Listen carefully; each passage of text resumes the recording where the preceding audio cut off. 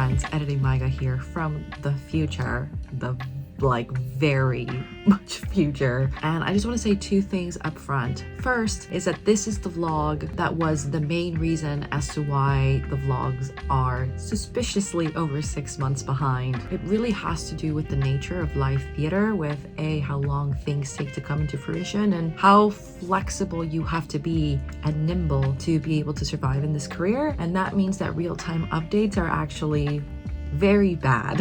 And even though I don't ever really talk about productions, I'm mostly talking about writing, this musical, Café, which I've been tracking here, but musicals, other musicals that I'll be writing are not written necessarily on spec or written just for me. Sometimes you are writing for a production. Sometimes you're writing for a very live event that you can go see, like the album that is coming out of my show. That is a very real thing you could listen to on Spotify that has a release date, that had, promotion, and, I've have press with my name on it. So even though I'm trying to be honest and share the behind the scene process, and if you can hear that, that's the train, I also need to sort of protect myself and my collaborators and anyone who I know in real life who might be watching this. Hi. I happen to be the center and point of view of this vlog because I have been the one keeping it for almost 4 years now. But that doesn't mean that I'm the only person working on Café. As this thing grows, it went from being just a private project that I had during the pandemic to having a team and friends and people and collaborators. And so that's the thing that you need to keep in mind when watching this. This is the reason why the vlogs have been so far behind and why they will continue to be so far behind, and why I refuse to post in real time. Things happen, productions happen, and then they also don't happen. And this version of Café happened to be written for a production, which, spoiler alert, did not end up happening for reasons outside of my control and for reasons outside of the control of who I was working with at the time. So no harm, no foul. It was a big lesson, and unfortunately one that I know occurs to a lot of professionals in this industry, and you just adjust and move on. And that was the lesson of this vlog. And that's why this vlog series is such a gift to me, because in that moment I just remember how upset it was, and looking at it now, I'm like, oh man, you don't even know what the future looks like. And there's a gift in knowing while editing. So anyway, with all that said, let's just jump back into the past and see me going through it.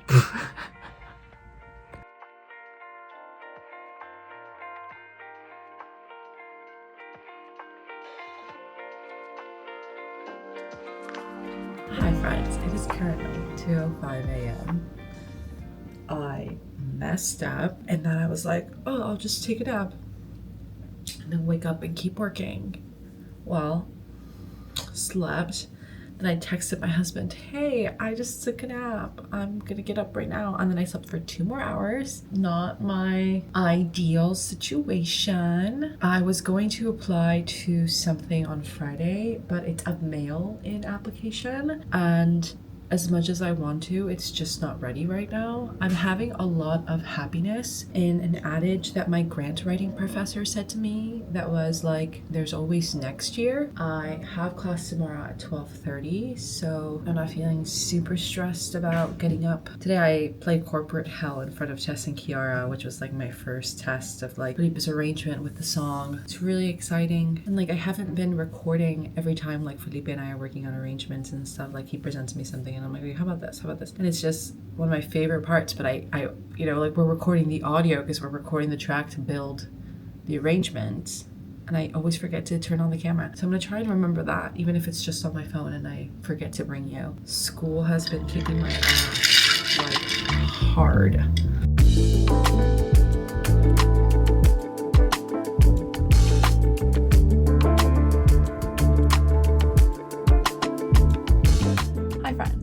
It is currently 6 p.m. Classes have ended, well, for today. I've been in class since 12:30. I had grant writing, and I got the most devastating feedback for Café. It's not that, okay, let me set you down. It wasn't that it was devastating in a bad way.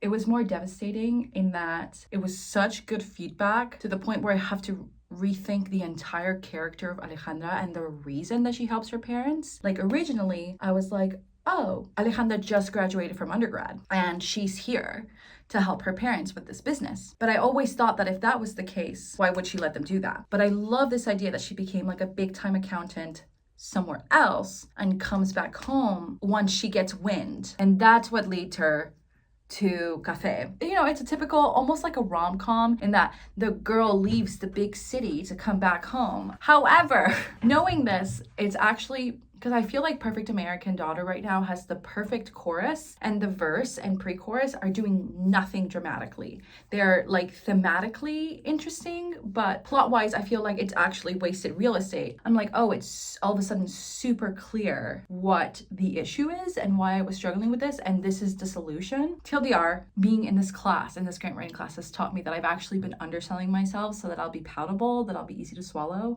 and like that's actually not the right thing to do. Like my approach to writing is like Trojan horse, to like bring you a gift and then actually make you realize something.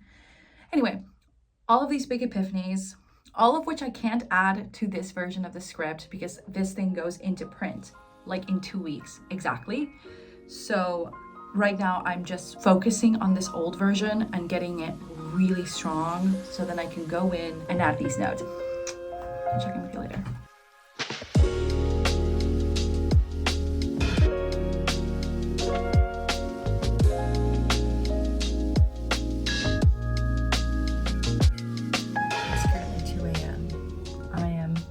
Finishing scene 4 right now, and I am realizing that particularly with the background check as it is now, maybe I actually need to like cut this scene entirely, like after Media Naranja. Felipe is out, so I'm gonna ask him right now. It's gonna be drastic. Okay, bye.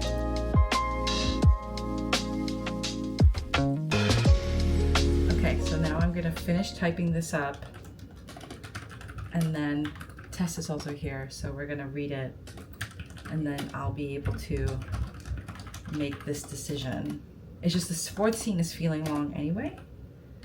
So I wonder, I was just telling Felipe, I was like, am I actually undercutting Rosa's number where she has that revelation with her daughter?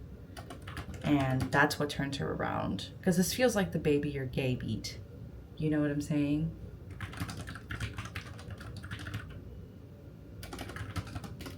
So I will check back in with you later.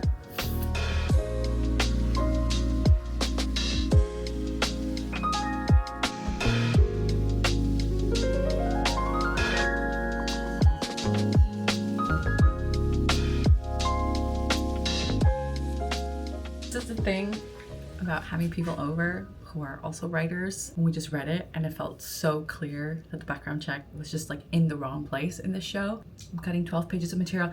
I do think that these pages are actually really important because it sets up the chemistry between Natalie and Blake that I like, which I think is going to be present in scene 6 at the very top. There are still ways that I can show this information without it taking 15 pages. I could actually do it in a page of dialogue. And this is like one of the things with like, I'm always like, I could fix chess because oh my God, what is even on me? Oh my God, it's Marin. No wonder I was like, I smell like fish. It's because of Marin. Okay, I need to change because I smell very fishy. It's actually not easy to cut a song that you really love. That's why you need an exterior person to come in. I wrote this song 3 years ago. I've been trying to find a place for it for 3 years. I've yet to find a place for it in those 3 years. This was like my first real attempt at putting it in there. I worked around this song the entire summer, and now it's super clear that it cannot actually be in there. And that even though the song I think is actually really good, it's just in the wrong place. I'm always like a big like, I hate writing songs that I know I'm not gonna use, but officially now with the background check, which I wrote without like this version of the show, right? But like as the show has been developing in my head for 3 years, Show Some Restraint is gone, which I saved the melody for Baby You're Gay, but it does something similar but different. Cut the background check officially off of this drop. 3 variations of Megan's solo song, and I know that I'm gonna make one more lyrical pass into Corporate Hell at least. So I'm gonna go wash this shirt because it's gotten very dirty, and I'm gonna go wash my hands and change, and I'm gonna keep working on this, but I'll check in with you tomorrow because I want to make this cut and save these pages and move into the next scene because I can see it super clearly now, and also I smell like fish, which is just not very pleasant. Hi friends, it is currently 12:25 on September 22nd. Obviously this is for September 21st. I'm realizing that there are limits to what I can share on here, and there are even limits behind what I can put on a paywall on Patreon. There just are. I'm glad that I made this vlog to be about writing, but as with any commercial product, there's a commercial side to theater making. And I realize now that I'm about to send like a very important email, and being a musical theater writer, half your job is an email, and that I can't actually tell you about it, that I need to like write this in my very private journal, and I need to tell maybe 5 of my friends, and that is it. Like that is the extent to which this will be said. And that this little like vague post I'm going to edit into this video a month from now is all that will remain of this moment in the future for me to know, hey, I remember that, because 5 or 10 years from now, when I'm watching this vlog series and Café maybe has already opened on Broadway, or maybe it's at a regional premiere, you never know how things play out, right? But we're shooting for the stars. I'll look back at this moment and remember this moment here. And even though you don't know what the email is or who the email is to, I am going to send it on video so that I remember this in the future. Okay?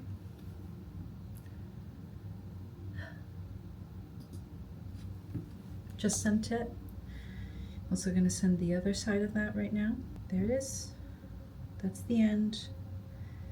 That closes that. So we live, we learn. These are the realities of commercial theater. These are the realities of theater at any level, really. It's in this moment that I regret having a series like this, because it exposes me so much.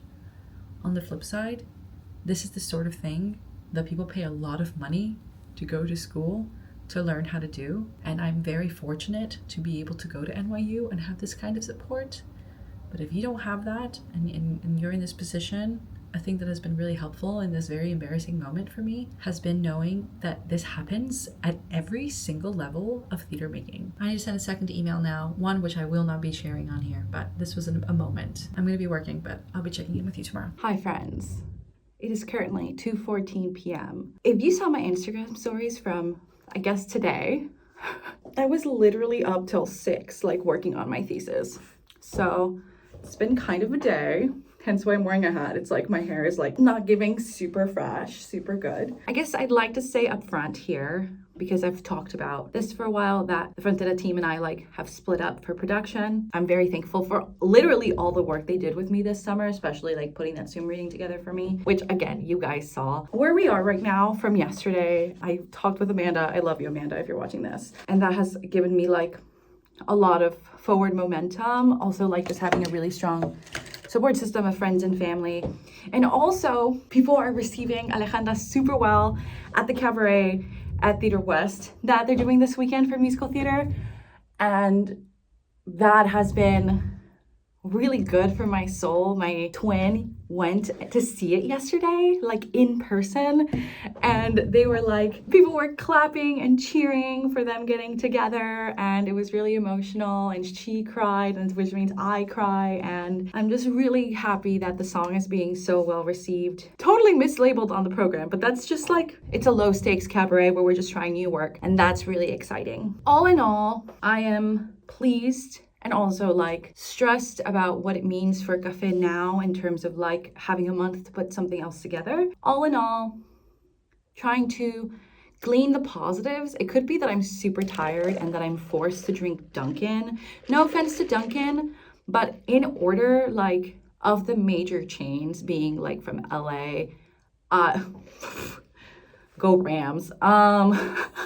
In the ranking, it's like Starbucks, and then it's like Coffee Bean and Tea Leaf, and sometimes they switch, and then Dunkin', which is an East Coast staple, and so they closed like the Starbucks by NYU. It was right next to the Public, so I'm sure everyone at the Public is like really upset. But now I have to go down the street to the Dunkin', which I don't actually like as much. I only like their butter pecan flavoring. That is literally it. So it's really strong and it's getting me to survive. It's probably why I'm talking so fast, but I don't even remember what I was talking about. Can you see? All right, I'm just stalling. I'm here in this room until 5 p.m. and by the end of the day, today, I need to have Café con Leche, the middle number of my show, done.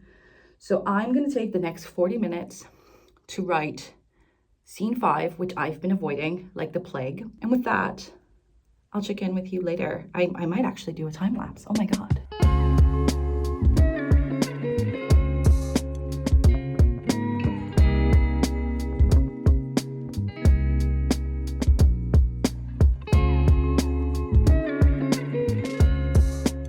I promise I am writing.